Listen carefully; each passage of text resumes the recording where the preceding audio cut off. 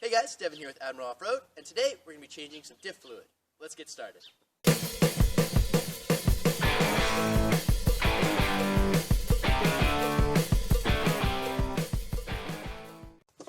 First thing you're going to want to do is put a catch pan underneath the differential to catch all your fluid and remove all the bolts that hold on the cover.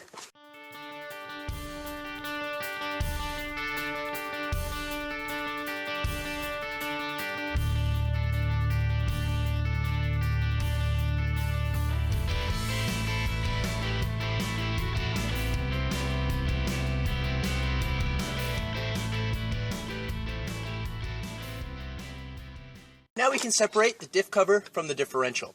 I've left the top bolt in place, that way when I pull the diff cover off, all the fluid can drain out and I'm not going to accidentally drop the cover into the pan.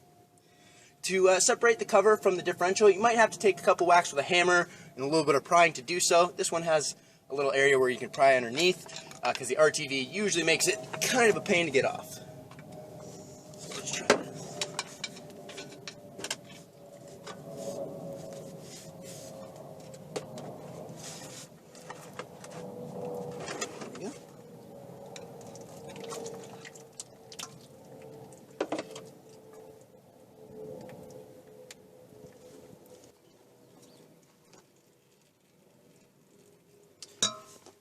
Now we've got most of the fluid out, we can take off the top bolt and remove our cover.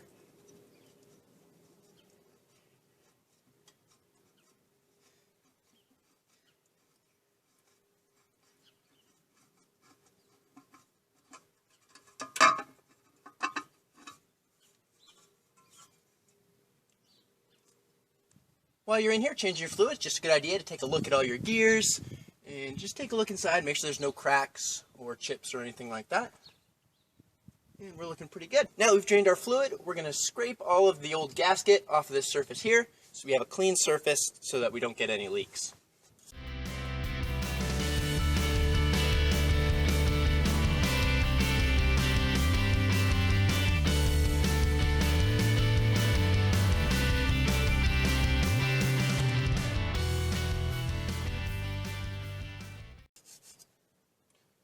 We want to clean the surface as well as we can, making sure we're not going to scratch it.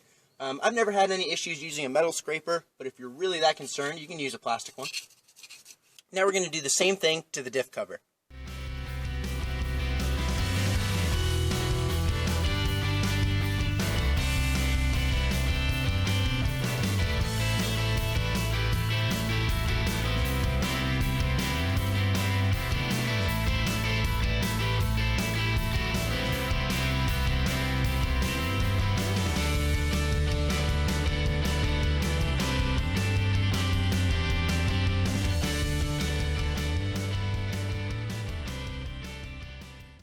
Now that we've got both of the mating surfaces cleaned up, it's almost time to put the diff cover back on.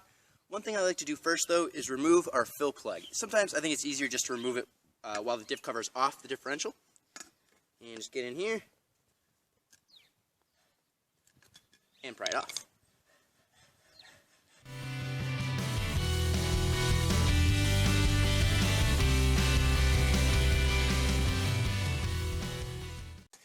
Now we can carefully put the cover back on the differential.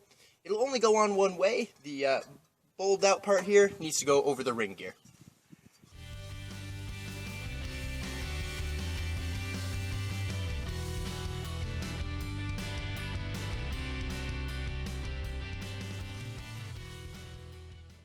Now what we're going to do is let the RTV dry for a little bit. Once that happens, we'll torque all these down and fill it up. Now that the RTV has had some time to dry, we can tighten down our bolts and add our diff fluid.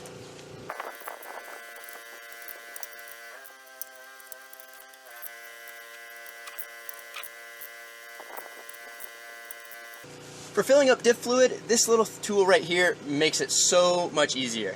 All it is, it's a little pump that just screws right on top of whatever fluid bottle you're using, and you just pump it, put the end of the line in your diff cover, and just fill it up. Otherwise, you have to try and figure out a way to pour it in there, and your gas tank usually gets in the way. It's just kind of a pain.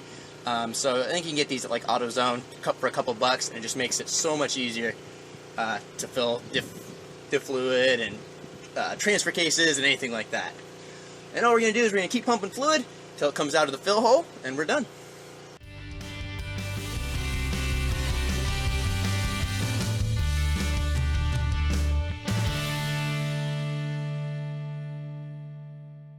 Alright, now we see a little bit of fluid coming out of the fill hole. It means we're full. So we can put the cap back on, and we're done. Alright guys, that's going to do it for today. We used about 1.5 quarts of diff fluid on the rear axle, so that big gallon jug should get us through the front and the rear no problem, with a little bit to spare. If you have any questions or comments, go ahead and leave them down below.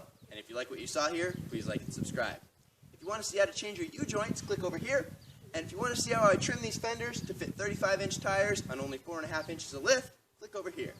Thank you very much for watching, and I'll see you next time.